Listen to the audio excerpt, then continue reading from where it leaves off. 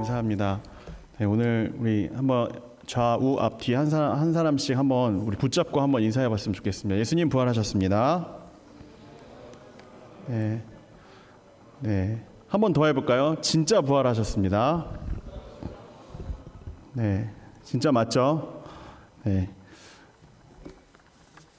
자, 오늘 사실은 제가 굉장히 설교 준비를 하는데 애를 먹었습니다. 왜냐하면 여러분 잘 생각해 보시면 오늘 부활주일이잖아요. 근데 어제까지는 고난주간이었던 거 아세요? 어제까지는 고난주간이고 저는 보통 그러니까 제가 주일에 설교할 성경 본문을 월요일에 정합니다. 월요일이나 늦어도 화요일, 아주 늦으면 수요일까지. 그러니까 제가 이 본문을 정할 때는 언제였어요? 고난주간 때였어요. 그러니까 저는 고난주간이니까 고난주간 모드예요.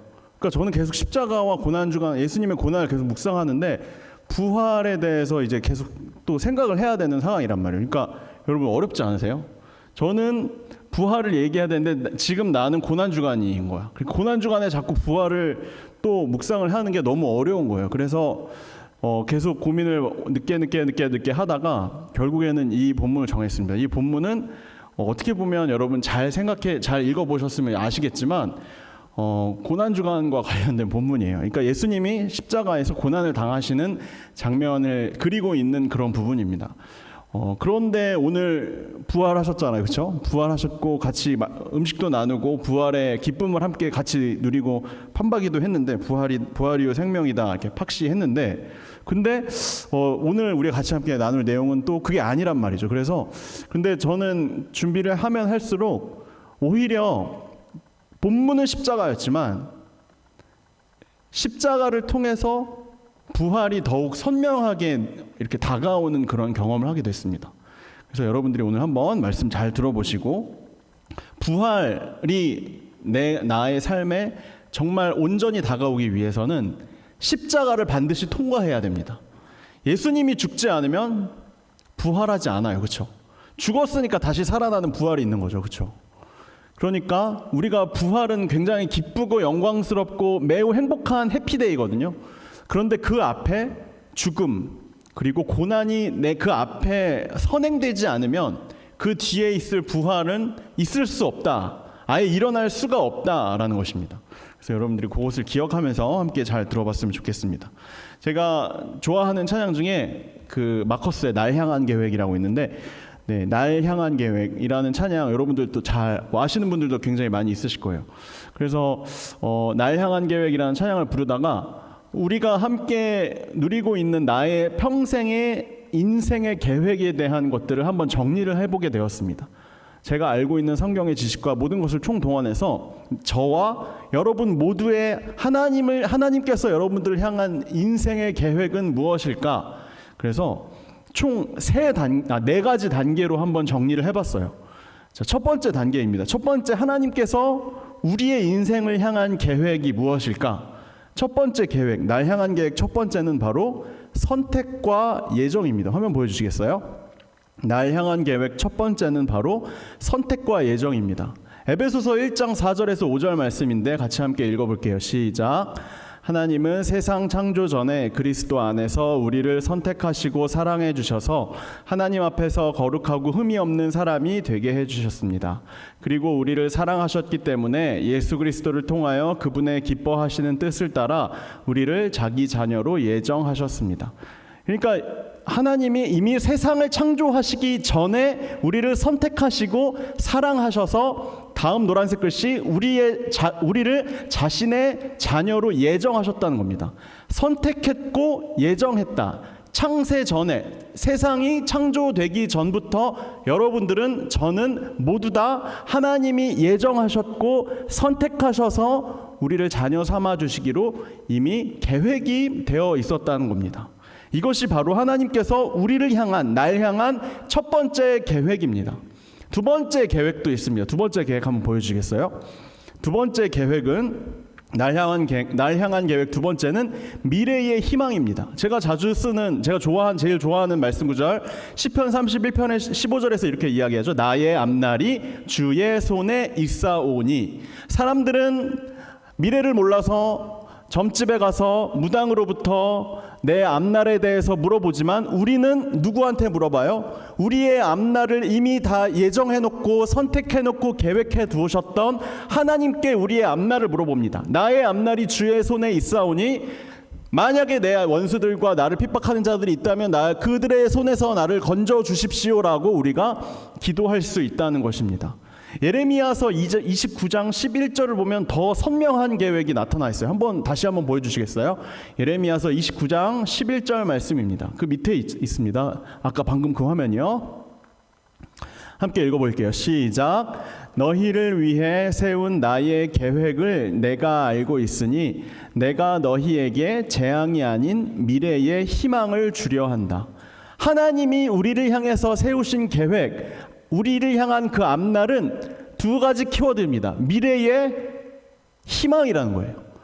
우리의 미래는 희망으로 가득 차 있다라고 하나님께서 말씀하십니다. 왜냐하면 그게 애초에 하나님이 만들어 놓았던 오리지널 플랜, 빅픽처였기 때문입니다. 그렇기 때문에 여러분 정리하면요, 창세 전부터 하나님께서 여러분들을 이미 선택하셨고 구원하기로 예정 그리고 준비해 두었고, 두 번째 우리의 앞날이 주의 손에 있는데 그 앞날은 미래와 그 미래는 희망으로 꽉 차 있다라는 것입니다. 이 두 가지 계획은 여러분 우리가 태어나기 전에, 창세 전에 이미 다 예정되어 있던 거예요. 이 세상이, 지구가 만들어지기 전부터, 내가 태어나기 전부터 우리의 인생은 우리는 하나님으로부터 자녀된 것을 선택되었고 예정이 되어 있었고, 우리의 미래는 희망으로 이미 꽉 차져 있는 오리지널 플랜, 빅픽처로 예정되어 있었다, 계획되어 있었다라는 것입니다. 그렇기 때문에 우리가 하나님을 믿는 믿음, 부활의 신앙을 가지고 있는 사람들의 특징은 뭐냐면요, 내 미래는 무조건 희망으로 가득 차 있다. 그리고 나는 하나님으로부터 선택을 받았다. 그리고 나는 하나님의 자녀로 구원을 받기 위한 모든 예정이 다 준비되어 있다라는 것입니다. 좋은 말만 했어요. 그렇죠? 현실은 뭡니까? 안 그렇잖아요. 그렇죠? 그런데 성경에서는 이렇게 이야기합니다. 제가 현실을 이야기하고 싶지만 성경에서 이렇게 이야기를 하고 있어요. 우리의 인생은 우리의 미래는 희망으로 가득 차 있다고. 미래는 희망입니다. 무조건 희망입니다. 근데 대체 어디서 우리가 희망을 찾을 수 있을 것인가에 대한 질문이 나타날 수 있겠죠. 자, 그렇다면 이거는 이제 플랜 1, 플랜 2는 창세 전에 하나님이 지구를 만들기 전부터, 우리가 태어나기 전부터 만들어 놓은 거예요. 그러면 이제 우리가 태어났습니다. 우리가 태어난 후부터 일어나는 일은 이제 세 번째로 넘어갑니다. 날 향한 계획 세 번째입니다. 한번 볼까요? 날 향한 계획 세 번째. 믿음을 위한 고난, AKA 십자가입니다. 여러분, 이 그림이 뭐냐면요, 야곱이 하나님이랑 씨름하는 그림이에요. 야곱이 나는 하나님으로부터 선택을 받았고 나는 내 미래는 무조건 희망으로 가득 차 있다는 그 믿음을 가지고 살아왔는데, 현실은 안 그런 거예요. 현실은 매우 힘듭니다. 현실은 계속해서 공격을 당합니다. 사람들로부터 업신여김을 당합니다. 그러한 가운데 야곱이 어느 날 밤 하나님과 씨름을 하게 됩니다. 내가 지금 씨름을 하고 있는 상대가 하나님인지 누군지 알 수 없는데, 자기가 지금 이렇게 내 힘센 야곱의 상황으로 이렇게 같이 씨름을 해본 결과 지금까지 내가 씨름했던 사람들 중에 제일 힘이 세요. 자꾸 나를 이기려고 밤새도록 누군가와 보이지 않는 얼굴로 있는 어떤 존재와 계속해서 씨름을 합니다. 그리고 결국 그 씨름에서 이기게 됩니다. 그런데 여러분, 그 씨름을 하는 동안에 상대방이 자신의 엉덩이 뼈를 부러뜨리는 바람에 평생 동안 이 엉덩이 뼈를 고치지를 못해서 절뚝거리는 상태로 살아가야만 하게 되었습니다. 그런데 어찌되었든 저 상대가 힘이 세었든 강적이었든 상관없이 어찌되었든 야곱은 이 씨름에서 승리를 했습니다. 나중에 알고 보니까 이 상대가 하나님이었던 거예요. 하나님과 야곱은 씨름을 했습니다. 그리고 그 씨름에서 승리를 했습니다. 씨름에서 승리한 야곱은 하나님께서 그 이름을 이스라엘이라고 바꾸어 주시고, 이 야곱이라는 사람, 이스라엘로 이름이 바뀐 이 사람을 통해 이제 이스라엘의 12지파가 나타납니다. 이 야곱이라는 사람의 인생을 통해서 하나님의 구원 계획이 계속해서 시작되었다는 거예요. 그런데 야곱은 지금 엉덩이 뼈가 부러졌죠. 영원히 절름발이로 살아가야 됩니다. 그런데 지금 이 야곱이 이 씨름을 통해 얻게 된 것은 엉덩이 뼈가 부러지는 것은 내가 잃은 것이지만 엉덩이 뼈를 잃은 대신에 내가 하나님이라는 지팡이가 없으면 한순간도 살아갈 수 없는 절름발이의 인생에 불과하구나라는 사실을 깨닫게 되었습니다. 여러분, 이 상황이 어떤 상황이냐면 하나님이 이 야곱이라는 사람에게 믿음을 주기 위한 순간입니다. 야곱이라는 인물에게 십자가를 준 것입니다. 너가 한번 이 고통을 가져봐라. 고통을 얻었지만 그 대신에 믿음을 또한 얻게 됐습니다. 고통을 통해서 하나님만 의지해야 한다는 내 인생이 어떤 인생인지에 대해서 알게 됐다는 것입니다.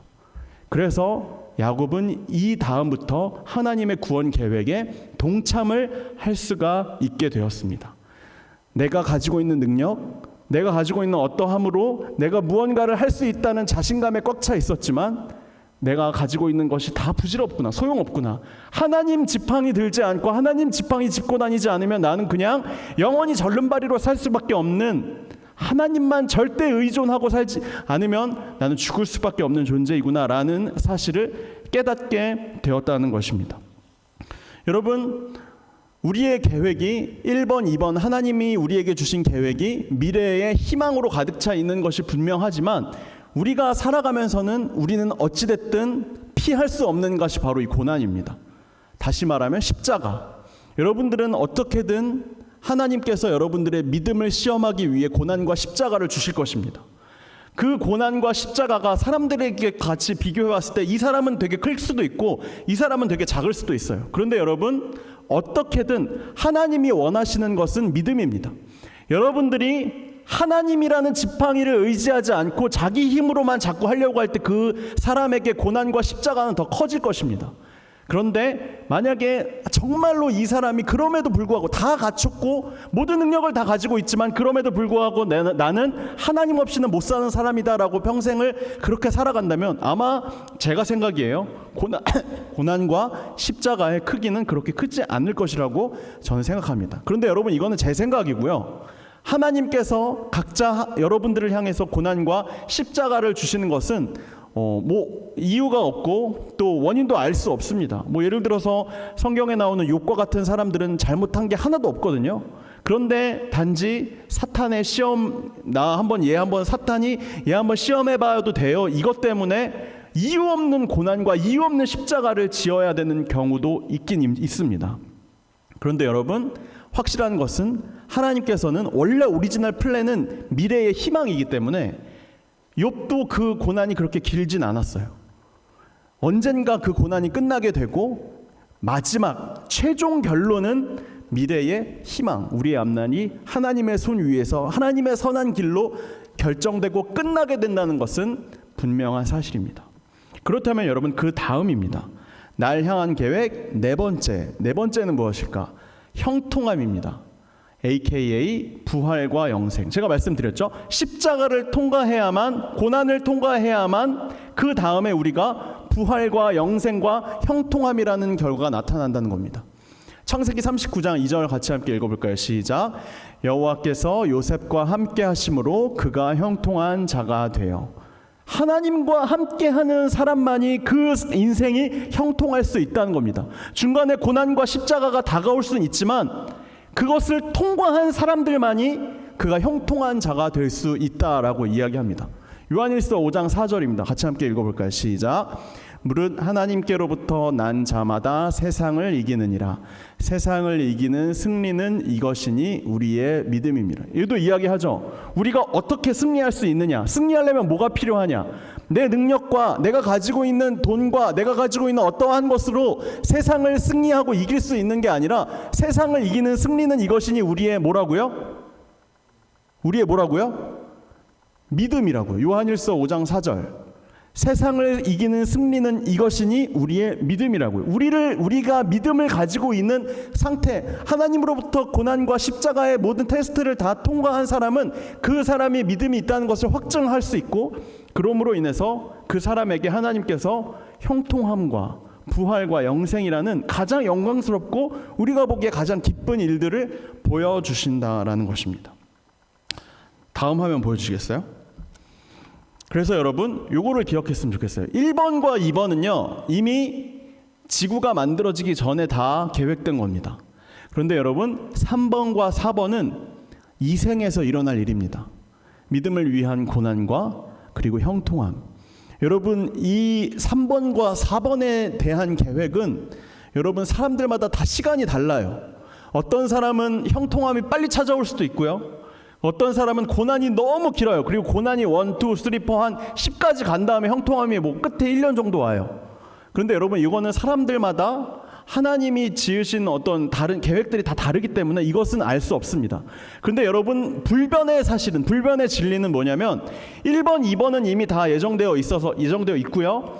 3번과 4번 그것을 우리가 지금 우리가 내가 살아가고 있는 이 이생에서 어떻게 십자가와 고난을 통과할 것인가. 그래서 우리가 하나님이 우리에게 주시는 미래의 그 희망이 무엇인지를, 형통함이 무엇인지를 맛보아 알 수 있느냐라는 것은 지금 내가 살아가면서 우리가 만나야 할 것이라는 겁니다. 그래서 여러분 하나님께서 우리의 인생을 향해서 가지고 계신 이 4가지의 계획들을 여러분들이 잘 기억하시고 그 다음에 뭘 하셔야 되냐면 지금 나에게 일어나고 있는 상황들의 해석을 여기에다가 대입해 보셔야 됩니다. 이 공식을 내 삶에서 지금 일어나고 있는 일에 대입을 해보세요. 지금 나는 3번과 4번 중에 굉장히 단순화된 도식인데 3번과 4번 중에 지금 나는 무엇을 지나고 있나. 4번 갔다가 3번 가는 경우도 있습니다. 그런 다음 다시 4번으로 돌아와요.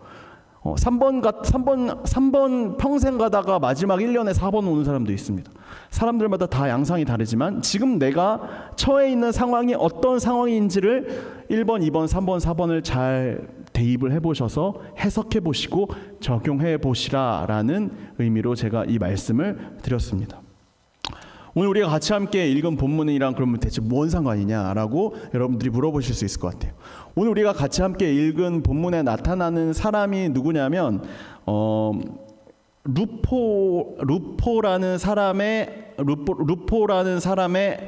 아들이었던 시몬이라는 사람입니다. 이 사람이 대체 무슨 사람이냐? 성경을 통틀어서 딱 2절에만 나오거든요. 그런데 여러분 이 사람이 굉장히 독특한 사람이에요. 로마서 16장 13절을 보면 로마서의 마지막이 16장인데 로마서 16장은 뭐냐면 영화 우리 마지막 부분에 크레딧 아세요? 크레딧 하면 이제 감사한 사람들 이야기 쫙 나오잖아요. 그거예요. 이 사람 너무 좋아요. 이 사람 감사해요. 스페셜 땡스 투 이렇게 나오는 부분이 로마서 16장이거든요. 근데 여기에 딱 한 줄 나옵니다. 같이 함께 읽어볼게요. 시작. 주 안에서 선택된 루포와 그의 어머니에게 문안해 주십시오.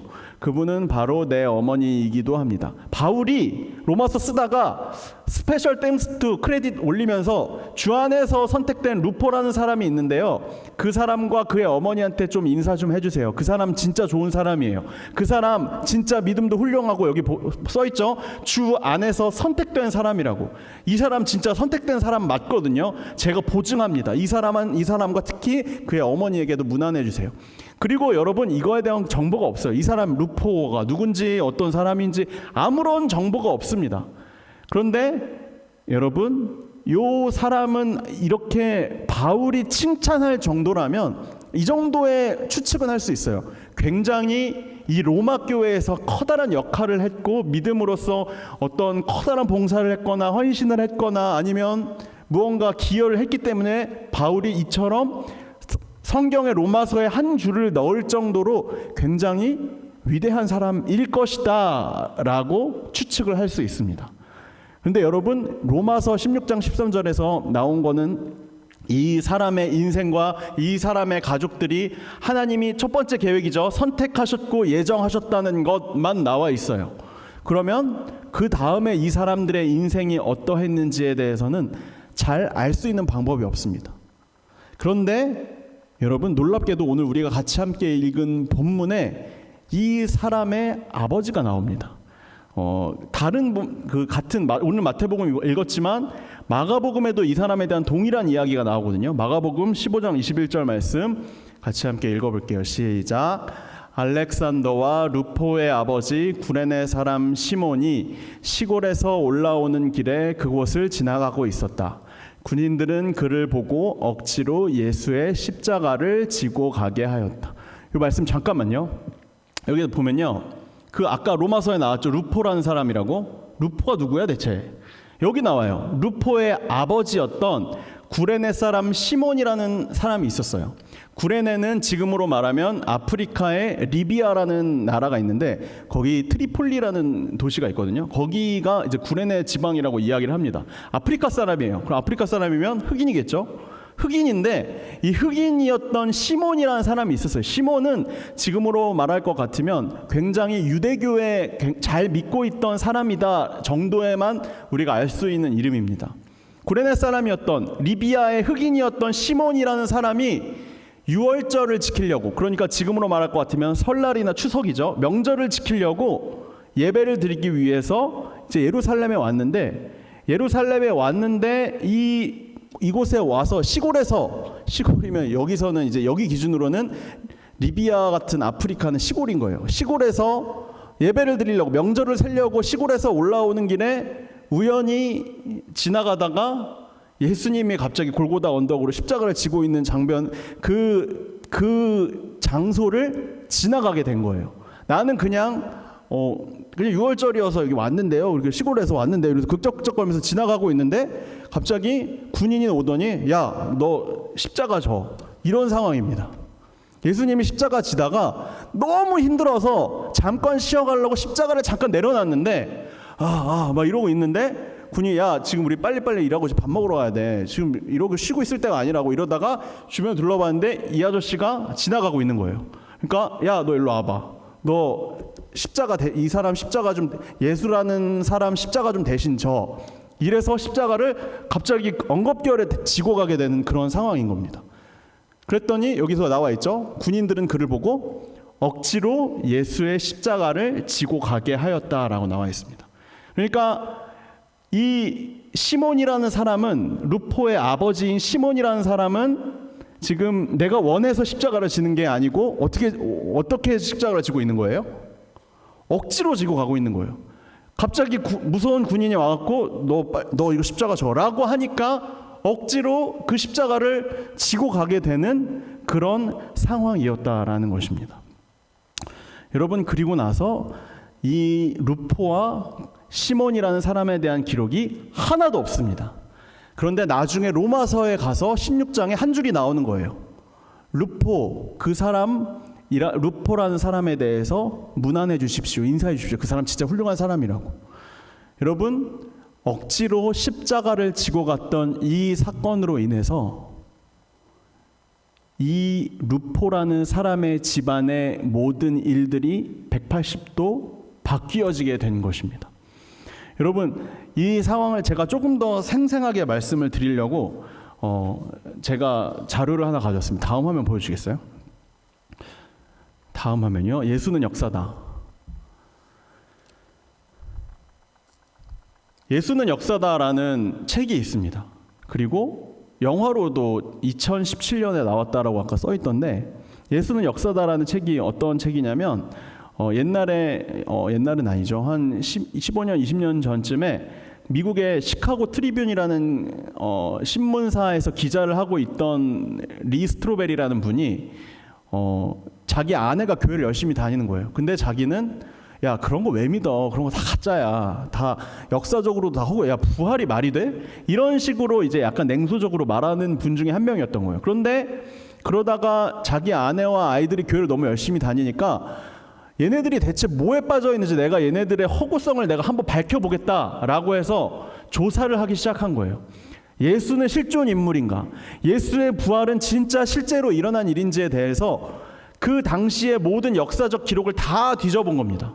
다 뒤지고 신문 기자니까 아주 철저하게 조사를 한 거예요. 진짜로 그 일이 일어났는지에 대한 모든 문서와 뭐 그 현장에 직접 가서 그곳에서 일어난 일에 대해서 이 일이 진짜 일어날 수 있는지 막 실험도 해보고 그 사람의 평생을 이게 진짜 역사적 사실인지 예수라는 자가 실제로 역사적으로 일어날 수 있는 일을 한 사람인지에 대해서 한번 내가 밝혀보겠다라고 진짜 조사를 해본 거예요. 그래서 이 사람이 여러분 결국에는 주님을 믿게 됐습니다. 그래서 여러분 이런 책도 나오고 이런 영화도 나왔겠죠. 시간이 나시면 한번 보시면 좋을 것 같아요. 근데 여러분 이 책을 보면 예수님이 십자가에 못 박히게 되는 그 장면을 자기가 한번 재구성해보고 실제로 성경과 모든 문서들을 다 총합해서 그 일들을 한번 실제로 한번 재현해보고 구현해봐서 묘사해 놓은 장면이 있습니다. 제가 책 일부분인데 예수는 역사다 책 일부분인데 한번 제가 읽어드릴게요. 제가 이거를 묘사를 하려면 패션 오브 크라이스트나 더 잔인한 자료들도 얼마든지 가져올 수 있는데 여러분들을 위해서 제가 한번 머릿속으로 제가 읽어드릴 테니까 한번 그려보세요. 어떤 장면인지. 로마의 태형은 무시무시하게 잔인한 형벌로 알려져 있습니다. 채찍은 보통 39개의 가닥으로 이루어져 있습니다. 채찍은 따은 가죽으로 되어 있었고 그 안에는 쇠구슬이 박혀 있습니다. 채찍으로 몸을 때리면 구슬들 때문에 깊은 상처나 멍이 생겼고 채찍질을 계속하면 상처난 곳이 그 다음부터는 벌어지기 시작합니다. 또 채찍에는 날카로운 뼈 조각들이 박혀 있었기 때문에 채찍질을 계속하면 할 때마다 살이 심하게 찢겨져 나갔습니다. 특히 등이 심하게 찢겨져 나가기 때문에 채찍질을 하던 어떤 경우에는 척추의 일부가 드러나기까지 했습니다. 채찍질은 어깨에서부터 시작해서 그 아래에 있는 등, 엉덩이 그리고 정강이까지 계속됩니다. 정말 끔찍합니다. 로마의 태형을 연구했던 한 의사가 이렇게 말했습니다. 태형, 그러니까 채찍으로 때리는 거죠. 태형이 계속되면 피부 밑에 있는 골격 근육까지 찢겨지게 되고 찢겨진 살은 피범벅이 된 채로 리본처럼 덜렁덜렁 매달려 있게 된다. 그래서 많은 사람들이 십자가에 달리기 전에 태형만 당하고도 죽었습니다. 죽지는 않더라도 그 희생자는 극도의 고통을 당하게 되고 저혈량성 쇼크, 그러니까 피가 없어서 쇼크사 하는 거죠. 쇼크 상태로 빠지게 됩니다. 예수님께서는 태형을 당한 이후 십자가를 수평들보로 지고 이렇게 된 건데 이렇게 지는 거죠. 수평들보로 지고 갈보리 언덕으로 비틀거리면서 올라가셨습니다. 그때 예수님은 이미 저혈량성 쇼크 상태에 있었습니다. 결국 예수님은 쇼크 상태에서 십자가를 짊어졌기 때문에 넘어지게 되었고 그래서 로마 군인들은 지나가던 사람인 구레네 사람 시몬에게 십자가를 대신 지라고 명령하신 것입니다. 여러분 조금 상상해 가세요. 이런 상태로 예수님이 십자가를 지고 갈보리 언덕을 올라갔는데 그 장면을 지나가던 구레네 사람 시몬이 예수님은 지금 대신 십자가를 억지로 지었죠. 예수님이 억지로 십자가를 진 상태에서 예수님이 어디 있었겠어요? 자신 십자가를 지고 있는 바로 뒤에서 따라왔을 거 아니에요. 그렇죠? 예수님이 따라왔을 거 아니에요. 예수님이 지금 내 옆이나 뒤에 있습니다. 예수님이 어떤 상태인지 가장 잘 알 수 있는 방법은 숨소리를 듣는 거예요. 헉헉대고 있겠죠. 막 헉헉대면서 지금 언덕에 매우 이렇게 높은 언덕을 올라가고 있는 장면이에요. 저혈량성 쇼크사하기 직전의 상태로 지금 헉헉대면서 죽기 직전 거의 겨우 숨이 붙어 있는 상태에서 내 옆에서 이 죄를 받았던 누군가가 헉헉대면서 올라가고 있는 장면을 눈과 귀와 온몸으로 느낀 사람이 바로 이 구레네 시몬이라는 사람이었다는 겁니다. 시골에서 올라와서 엉겁결에 이거 보려고 여기 온 거 아니었는데 어떻게 하다 보니 억지로 갑자기 군인이 십자가를 지라고 해서 십자가를 졌고 그리고 이러한 일들을 자신의 온 몸과 온 눈과 온 귀로 경험을 했다는 것입니다. 여러분 이 십자가를 지고 갔던 이 경험을 하게 된 구레네 시몬의 인생이 바뀌어진 겁니다. 그 당장 얼마 지나지 않아서는 내가 이 십자가를 진 게 이 옆에 있던 십자가를 지던 사람이 누구였는지 당연히 알 수 없었겠죠. 그런데 여러분, 시간이 가면 갈수록 내가 대신 십자가를 져 주었던 이 사람이 누구인지를 점점 소문을 듣고 알게 되었습니다. 그리고 내가 십자가를 졌던 그 십자가의 이유가 바로 사실은 그 사람 때문이, 그 사람이 죄를 지었던 그 사람의 죄 때문이 아니라 나의 죄 때문이었구나. 내 죄 때문에 저 사람이 억울하게 저 예수라는 자가, 알고 보니 하나님의 아들 예수가 저렇게 비참한 십자가를 지고 있었구나라는 사실을 나중에 깨닫게 된 것입니다.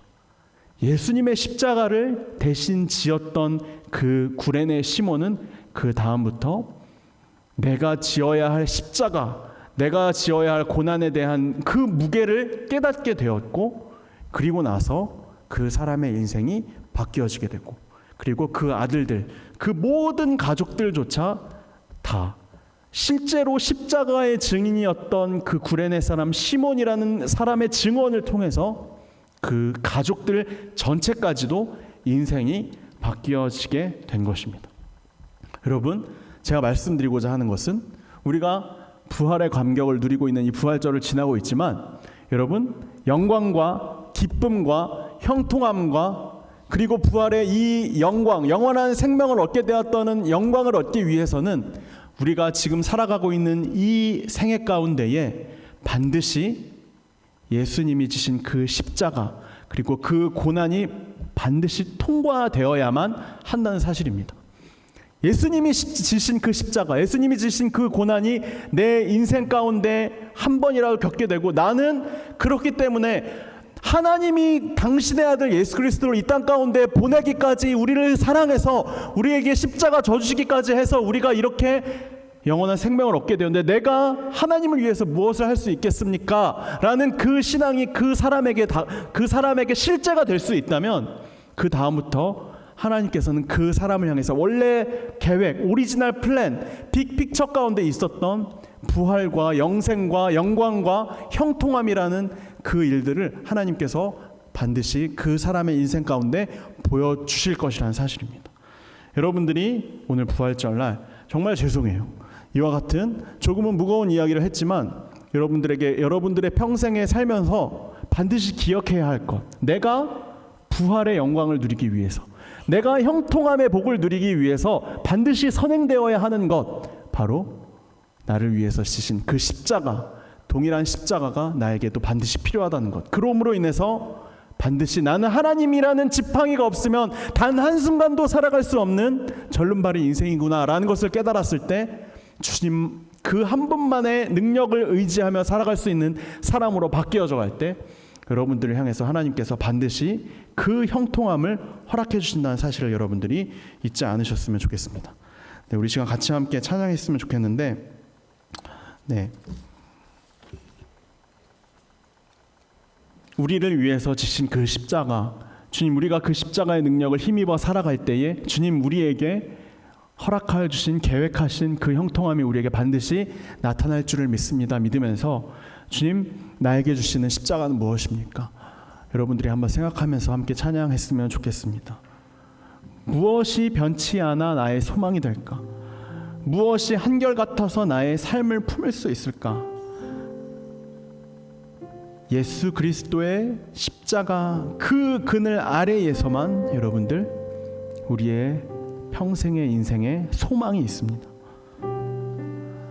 예수 그리스도의 십자가의 그 그늘 아래에서만 죽음이 아니라 영원한 생명이 있습니다. 우리 같이 함께 이 찬양 부르도록 하겠습니다.